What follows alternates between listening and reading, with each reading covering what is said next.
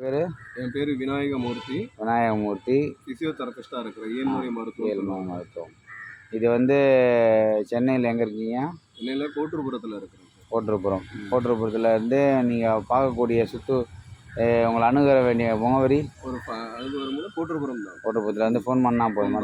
தொலைபேசி தொடர்பு கொள்ளலாம். தொலைபேசி எண் சொல்லுங்கள். 9941 38 66 42. இந்த நம்பருக்கு தொடர்பு கொண்டா நீங்கள் வந்து எவ்வளோ போவீங்க?